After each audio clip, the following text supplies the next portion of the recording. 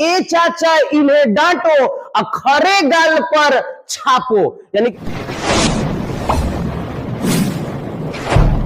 आज मैं फिर से आप लोगों के सामने आ चुका हूं बायोलॉजी के एक बहुत ही इंपॉर्टेंट टॉपिक को लेकर, विषाणु द्वारा या वायरस द्वारा होने वाला रोग।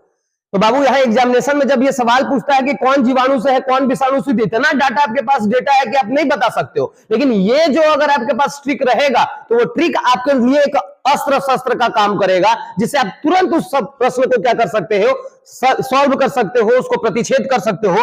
आगे हम लोग यहां पर बात करेंगे एक बहुत ही बेहतरीन सा ट्रिक जो मैं आपके सामने लेकर आ रहा हूं, विषाणु द्वारा होने वाला रोग। मान लीजिए कि किसी को विषाणु हुआ है और उसके चाचा को उसका दोस्त जाके बता रहा है कि इसको कोई रोग हुआ है, जो हम पहला रोग लिखेंगे वही रोग उसको हुआ है।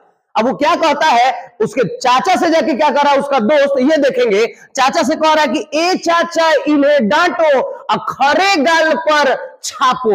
यानी कि उसके चाचा को कह रहा है कि इसको क्या हुआ है, कुछ रोग हुआ है, पहला रोग देखिए क्या हुआ है, अभी बात करते हैं। तो यहां से हम लोग कहेंगे क्या कहता है उसका दोस्त उसके चाचा से, कहता है ए चाचा इन्हें डांटो, ए चाचा इन्हें डांटो। अब क्यों डांटो आगे हम लोग बात करेंगे, डांटो और खरे गाल पर बाबू छापो। छापो का छापो, ई छापो ऐसे है ना। तो ए चाचा इन्हें डांटो खरे गाल पर छापो। अब देखिए बाबू यहां से हम लोग बात कर सकते हैं कौन कौन सा यहां पर रोग हो रहा है, इसके बारे में एक बहुत ही बेहतरीन सुंदर सा ट्रिक। आपको पता चल गया होगा कि लड़का को कौन सा रोग हुआ है। ए से बोलिए क्या होगा, एड्स होगा। ए से क्या है, एड्स।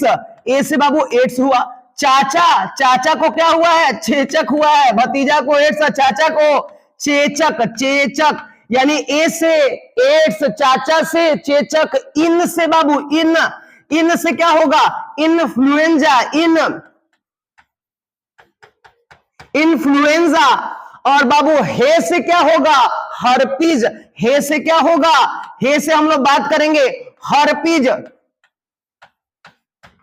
और एक और लिख सकते हैं हेपेटाइटिस। तो हमने बताया ट्रिक, बोलिए क्या है, ए चाचा इन्हें डांटो खरे गाल पर छापो। तो ए से क्या हुआ, एड्स हुआ। चाचा से चेचक हुआ। इन से इन्फ्लुएंजा हुआ। हे से हर्पीज हुआ। और डा से क्या होगा, डा से बाबू डेंगू होगा। डा से होगा डेंगू, डा से डेंगू। हम यहां पे ऐसे लाइन खींच दिए थे, इसको साइलेंट रखना है। तो डा से डेंगू। तो यहां ख से क्या होगा बाबू, ख से होगा खसरा। आगे देखिए क्या है, आगे है रे। तो रे से होगा रेबीज, ख से खसरा, रे से रेबीज। और गाल से क्या होगा, गाल से बाबू होगा गलसुआ रोग। अगर आप चाहते हैं कि इसका हम लोग को डिटेल भी करवा दीजिए तो एड्स का पूरा डिटेल हम क्लास में जैसे करवाते हैं वैसे आपको भी करवाएंगे, लेकिन कुछ समय आपको यहां पर देना पड़ेगा। डिटेल क्लास भी मैं जल्द से जल्द लेकर आने वाला हूं। तो गाल से गलसुआ रोग हो गया। अच्छा से छोटी माता, छ से क्या होगा, छोटी माता।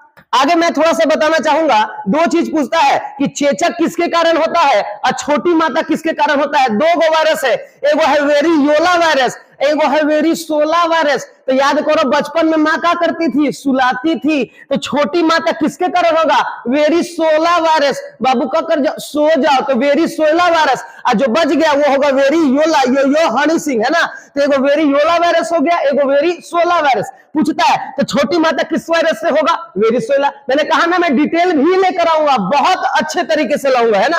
और पो से क्या होगा, पो से होगा पोलियो, पोलियो। तो यहां पर ऐसा हमने देखा विषाणु द्वारा होने वाले रोग। इसी प्रकार से और भी वीडियोस आते रहेंगे। अगर आपको कोई इस सब्जेक्ट में अगर कुछ नया चाहिए या फिर कुछ डिमांड है तो आप भी अपने कमेंट में इसको लिख सकते हैं। मेरा एक प्रश्न है आपसे, आपको बताना है कि जफरनामा पुस्तक के लेखक कौन है। मैं देखता हूं कि कितने लोग कमेंट में इसका जवाब दे पाते हैं। जफरनामा पुस्तक के लेखक आपका होमवर्क रहा। धन्यवाद।